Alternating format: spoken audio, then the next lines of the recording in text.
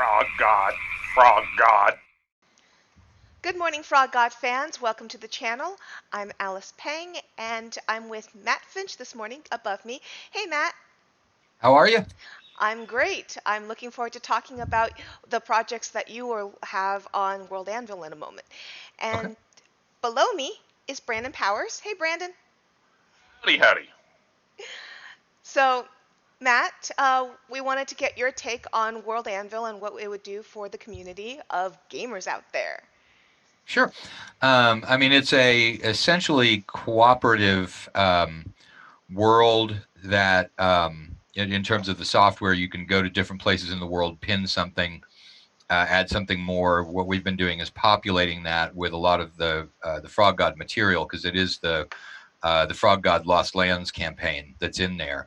And then it will allow people to keep track of things, to find out what publication a particular area might be covered by, see details on the things that are in there, and so it's really for somebody who is either managing a campaign in the Lost Lands or just wants access to little bits of it to find out what kind of stuff might be added to their own campaign. So it serves as both purposes. But the overarching idea of World Anvil, the company and the software producers, is that you'll put up a whole campaign and it'll be integrated and stuff. And we see a few more uses for that. Just that people buy one book at a time. They're not necessarily going to have everything that they need, and then so this will allow people to get to the stuff that they need, and also to find out what they might want to read, because we get a lot of questions like that too.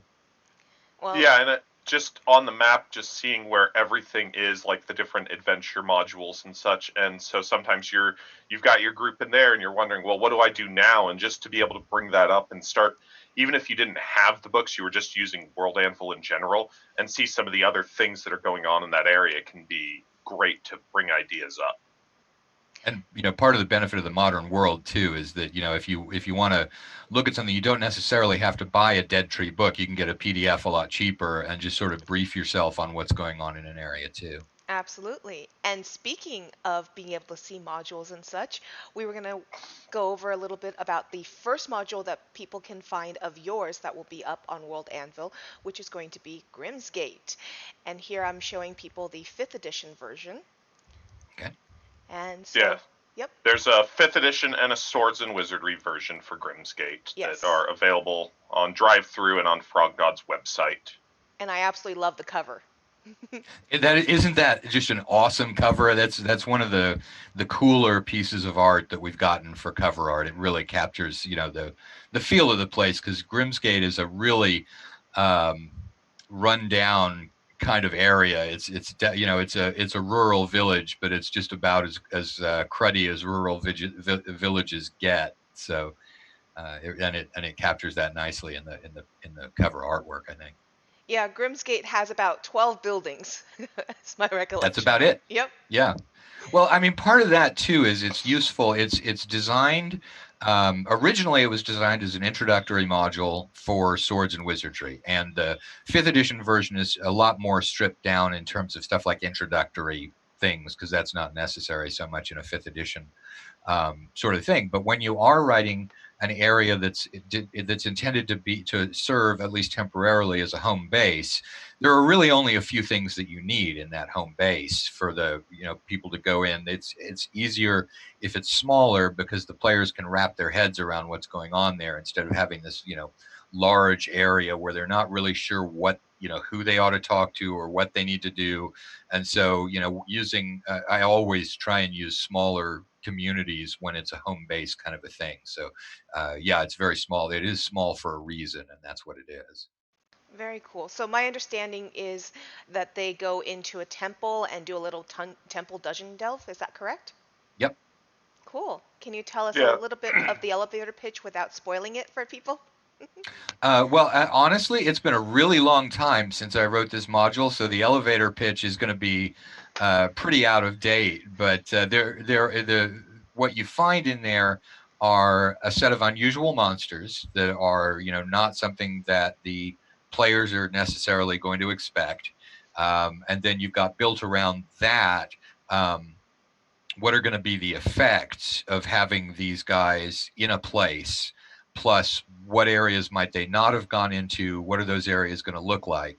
And so that's the dungeon component to it. And then there's a little bit of wilderness um, type exploration that you can do around the village itself. And so that gives the DM the option to sort of nudge people toward a dungeon type adventure or nudge them toward an outdoor adventure, or if the players are familiar with a sandbox type of game, which they may not be, given that this is a lower level adventure. And so you don't necessarily know that you've got experienced players. But if you do have experienced players who view things as being legit choices, then they could just decide, we're going to wander in the wilderness for a little bit. Now we're going to go to the dungeon. Now we're going to come back and, do stuff in the little village. It gives those options for groups that take more of a sandbox approach rather than letting the DM nudge them toward a particular, this is the adventure for this session. And that's one of the things that with fifth edition, you do kind of have the somewhat of a need to nudge the players in one direction or the other, because just the preparation time for handling a sandbox type adventure is going to be relatively large. And for this, it's not just that Grimmsgate is kind of a small village or anything. This is kind of at the bass backwards end of the forest. Nobody really comes here anymore, and everything's just kind of falling apart because there's not really supplies that are coming out to the village very often, and they're not. People have, mostly from what I've seen, kind of forgotten that place even exists outside of the immediate vicinity. And so it's just the starting characters coming here is going to be a big deal, that somebody's here and somebody's here to solve problems that is part of the reason that they're getting forgotten, is because there are monsters and such in the area. Do I have that right? Yeah, I think that's very accurate. And part of the reason for that is that if you've got a real small place that's been pretty much forgotten, then low level characters can still have an effect on the community, and potentially an effect on the map itself if they clear out the roadway.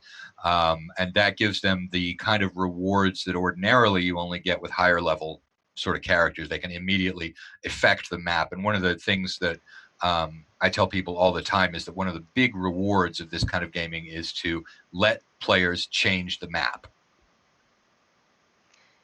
And you definitely That's awesome for giving them a sense of agency. And this is something that in all sorts of different gaming, that some DMs, no matter what you do and what level you are, you're still an unimportant member of this world. And other DMs, no matter what level you are, you can be this important person. And that's this kind of setup is great, because you might just be that first level intro, and this might be you're sitting down and introducing somebody to swords and wizardry or role playing for the first time with something like that, and you're showing them, even though it says level 1 and that sounds kind of piddly on your sheet, you can make major changes to the environment that you're in.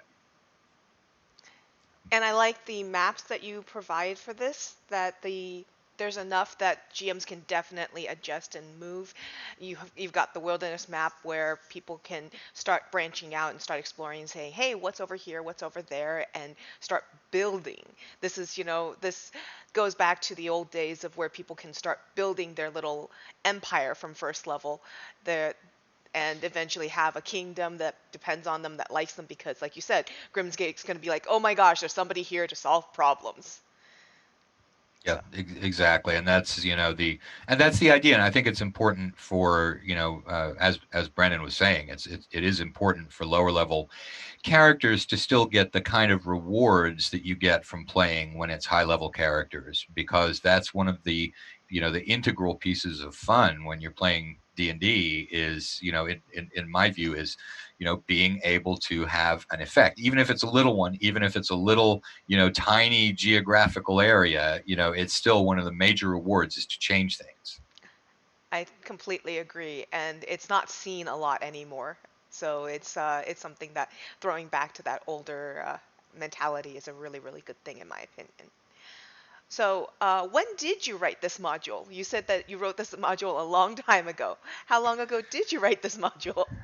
Well, I think it's at least 3 years.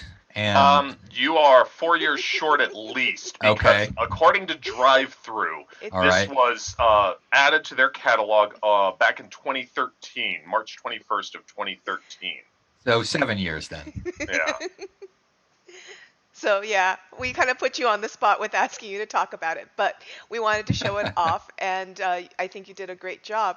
Thank you so much for coming on and talking and telling people that what to expect on World Anvil when it comes on. And once again, everyone, I promise, as soon as Pexi tells me the actual date, I will give it to you. So just keep on holding on and keep watching for all the different previews of what you can expect to see when it actually does come up.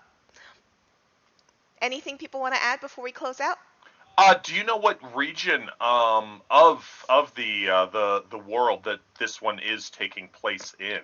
Yeah, I think it's taking place in borderland provinces, and it does have a location on the map, and it does match up with this area where the road doesn't go through and why. And so there is a little bit more in terms of the larger campaign, so that you can certainly let people know if they decide that they're going to leave this area and go somewhere else. You can see what kind of thing it is that they're headed into. That's That's really awesome. cool. And I I Go ahead, Alice. sorry, Brandon. I actually noticed that when I was looking through it, it's actually a really great mod to transport to a lot of different places for people. So it gives the GM a lot of agency. I need something low level, I need something to get them started. This can be transported to a lot of different places. So, anything you want to add, Matt, before we close out? No, I think that pretty much covers it. Okay, thank you so much for joining us, Matt, and hope everyone has a great day. Bye. Bye, everyone.